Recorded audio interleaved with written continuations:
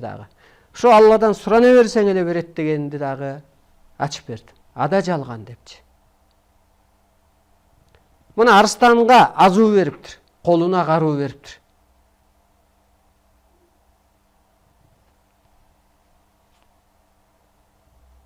Итке да кызмат буйруптур. Бирөө жыт искеп преступник табат. Бирөөлөрү койго кайтарат, кой айдайт, мал айдайт үрүп. Бирөө короо кайтарат.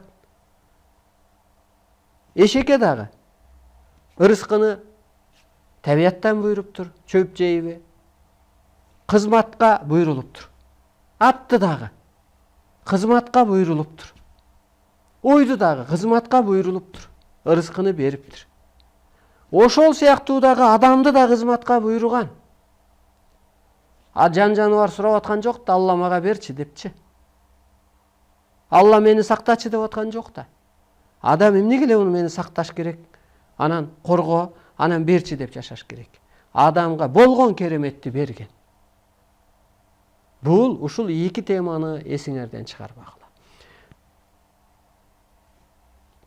Кыз кезинде баары жакшы, жаман катын кайдан чыгат деп койду.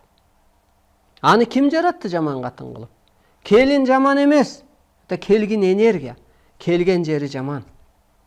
Тажаал кырып, мынтип эле турсаң, ада эле сактангысы келет да. Анан ошентип отурган спецназ болуп чыгып атпайбы? Зың кыйган ал бала бар эле. Мектепте жакшы окуган. Өңү түзү, суп-сулуу, өзүнө окшогон bir суу куйдуга алды дагы. Ал суу куйду, духун түшүрдү, ашыкча басып койду, ашыкча күлүп койду. Өстүрө алган жок, ал кеш болуп кетти. Ким жаратты муну? Алла Таалабы? Ошо Алла Таала ушуну кылып атат деп күнөөкөр болуп атасыңар. Алла Таалаңар болсо рахмат айткыла, мени адам кылып жаратып койгонуңа рахмат. Калганы мени окуйун, изилденейин, өстүрөйүн. Мына адам атаны жаратканда деле Алла Куран китепте өзүмдүн көчүрмөмдү жерге жаратам деп атпайбы? Периштелер келип ошо адамга сажда кылып, кызмат кылып атпайбы? Мына Кудайга көчүрмө бол. Кудайлык сыпатты өзүңө изде. Кыл. Мына мен Алланы берчи дебейм. Мага берген, мен ошону иштетейин андан көрө. Адамга башты эмнеге берди? Тилди эмнеге берди? Көздү эмнеге берди? Өпкөнү эмнеге берди? Боорду эмнеге берди? Мына ошо ааламды китепте берилет. Өпкөнү биз ойлогонбуз ошол кан келатканда өпкө аркылуу эле бир тазалоо үчүн берген го десек, жок.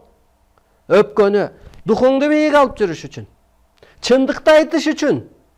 Жанагы өпкө жигит экен деп коет го, өпкө бала экен деп коет го, өпкө неме экен деп коет го.